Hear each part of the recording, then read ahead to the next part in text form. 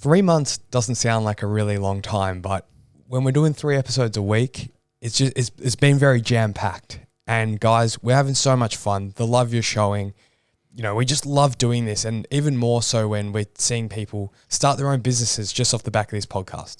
Yeah, it's been incredible, Jesse, this journey so far, seeing all the love that's coming in and all the great feedback and people doing amazing things, because of a conversation which we've had, which is just incredible to us. And all we want to do is just keep this thing rolling. So if you guys can help us out in any way, that'd be appreciated. Please give us a follow, just a tap of the finger. I think it's 1 second, if that. You guys are all quick with your fingers these days. So give us a tap, give us a follow, and we'll keep this thing going for you guys.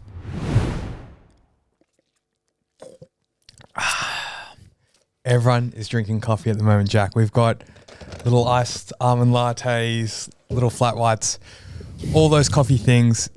We're actually pretty shocked. 75% of Australia and the US drink coffee every day.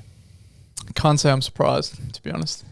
Yeah, right now we're charging. We're 2 coffees in. It's about 11 a.m. We're charging right now. We are charging right now. We don't normally drink 2, and we've put out the polls on social media. We try to get a gauge before this episode. Jack, pull it up. Yeah, of course. Pull it up. I'll keep talking. It's what I'm good at.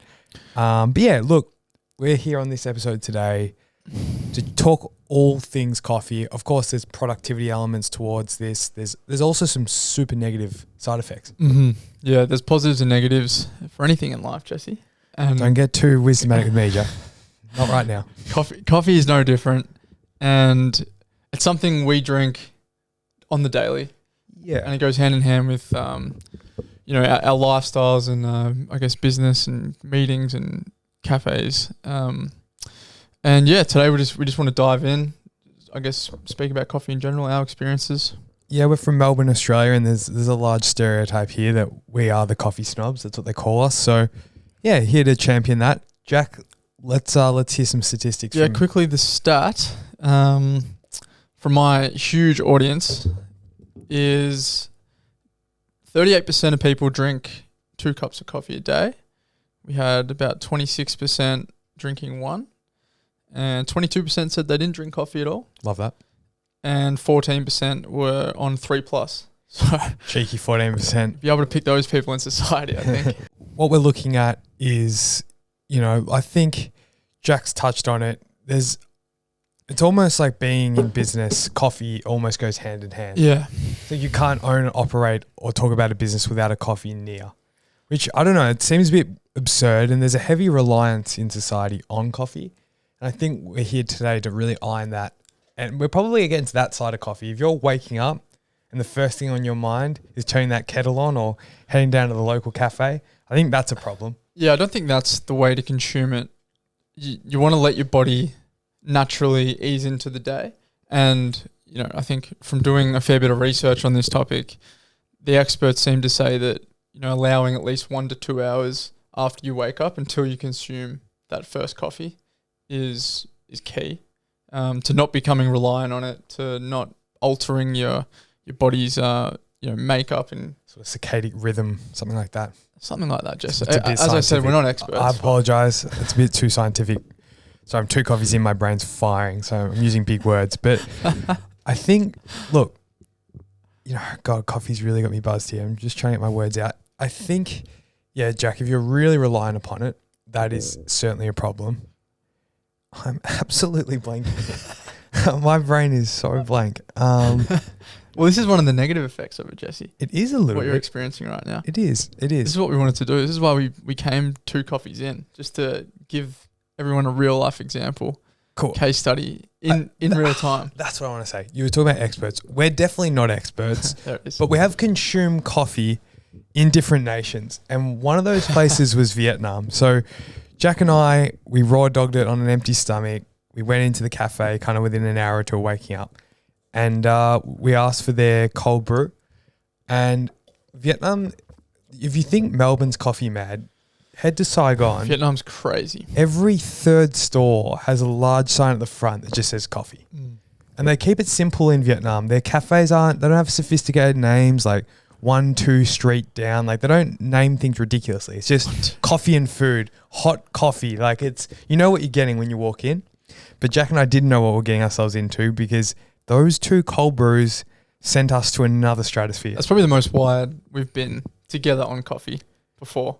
Correct. There is no need to do any exterior drugs when you could drink Vietnamese coffee because I was flying for at least 2 or 3 hours. But anyway, so I think that's kind of, and that was good. To be honest, I quite like that. I think that's what everyone likes. You're right. That's why everyone drinks coffee. It's that kind of high on life feeling, right? Yeah, there's lots of benefits to drinking coffee, and productivity and energy and focus levels. Those are all some, as we can see through you this morning, Jess. You're absolutely on fire. Thank you. And so, yeah, and again, back to the experts, not being ourselves, but people say that, or find it hard to find, knocks on coffee, and find it hard to, I guess, what am I trying to say? No, I know what you're saying. There's not a hell of a lot to the contrary, but I think I wanted to have another at bat of that. That's tough. You're all good, mate.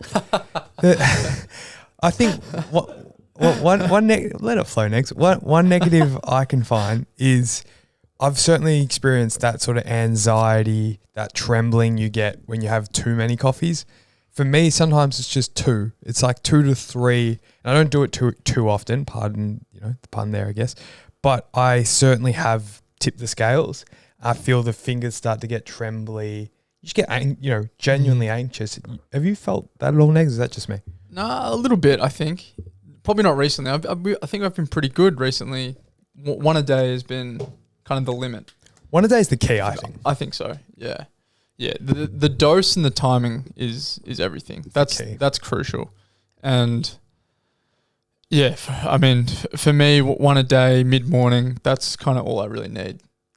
Yep. And in speaking about sort of the caffeine within coffee, that will vary depending upon our research. There's Robusta and there's Arabica.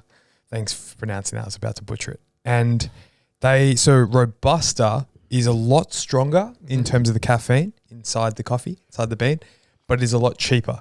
So it's a lot, from what my research, the plant is a lot girthier and a lot thicker, hence why the caffeine's a lot stronger. And I believe that's what we're consuming in Vietnam because it was about 50 cents a coffee and it was absolutely bouncing us off the walls. Jack's about to just had a burp, little indigestion. That's okay. It's the caffeine coffee effect. Yeah. It's the coffee podcast. You're allowed to do that. But long story short, from the research I did, and I think this is a really critical point, I heard that caffeine, that sort of 80 to 100 milligrams, which is per coffee, lasts in your body for about 12 hours. So typically, my rule of thumb anyway, again, I'll just use my sort of stories here, my experiences, is if I drink coffee around 9 to 10 a.m., that's typically when I go to bed.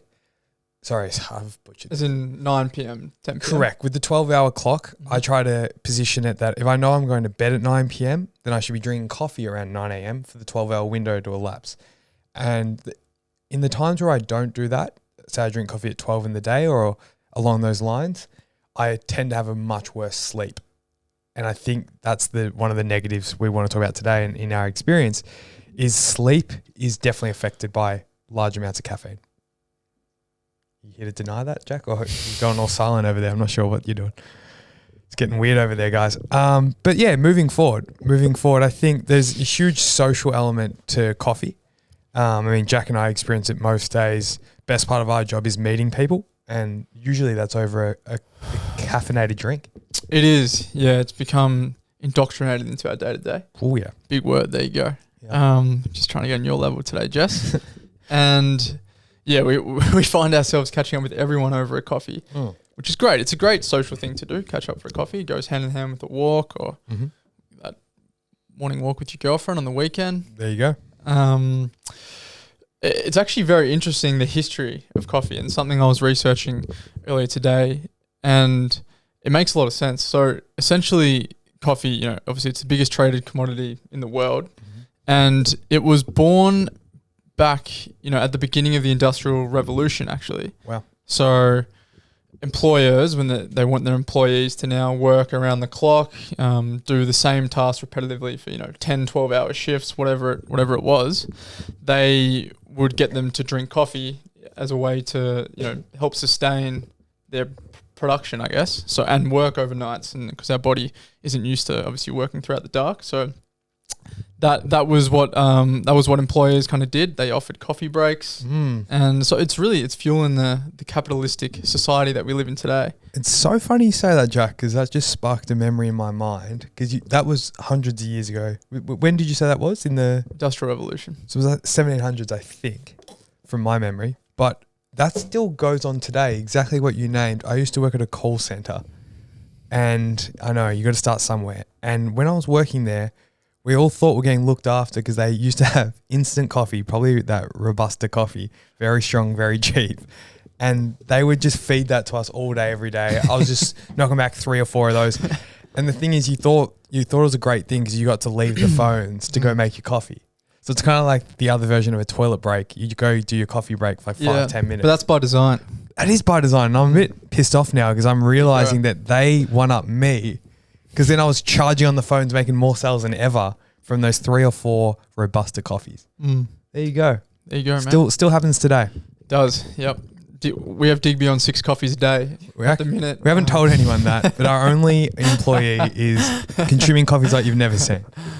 No, he doesn't. He actually doesn't drink coffee. He doesn't drink coffee. Doesn't drink alcohol. Which we might have to address. We can play well. After doing the research. Yeah. But no, I think the overarching message, and I guess theme of around coffee is you just need to be doing it in moderation, and you need to have a healthy relationship with it. If you get to the stage where you are dependent on it, that's where you're going to have withdrawals. That's where, your day-to-day is going to be impacted, and that baseline is, just at such a high level. Pardon me. So talking about baselines, Jesse. So one of the best things you can do for a coffee dependency or, any kind of dependency is taking a hiatus or a break. So I am actually going to be taking a 7-day coffee break. 7 days? Yeah, I don't know. I couldn't tell you the last time I've taken a 7-day coffee break. It's been on the list for a long time. It's been on my to-do list, but I just haven't been able to hold myself accountable. So here it is. If I'm terrible at work the next 7 days, you guys know why. I got a good excuse there. Oh, so that's good because I think I will suffer some withdrawals. We'll see. So I think it's like, and let me just take my last sip. It's put the rest of that coffee down. I think for those listening, back to what we said at the start of this episode, if you do feel like you have a dependency on coffee and you wake up and it's what you're thinking about, and I understand it's a part of your routine, it's a part of your habit. I'm not really talking about that side of things. I'm talking about that real dependency. And we all, like, for me, it's chocolate, but that's probably a whole nother episode, but that's my dependency. So I can wholeheartedly say I don't have a coffee addiction. I can go 2-3 days, 2-3 weeks, just without really thinking about it. I'll just substitute tea or just won't drink it. I more drink it for the social side of things. It's just convenient when we're out and doing it. And it's a nice habit too. I think I do it alongside exercise, and I kind of habit stack it really. So what I'm saying is I would say, Jack, that from our previous discussions, you probably have a little bit more of a dependency. A little bit more of a dependency. I don't think I'm addicted in any way. I do drink a lot of coffee, but I don't feel like I have to. I just feel like it's just become such a big part of my lifestyle. For sure. I just tend to be in places where coffee is available and I'm going to drink it. 100%. I mean, I think it's a $6 billion industry in Australia, $80 billion in the US. So, I mean, it's going to be available on every corner.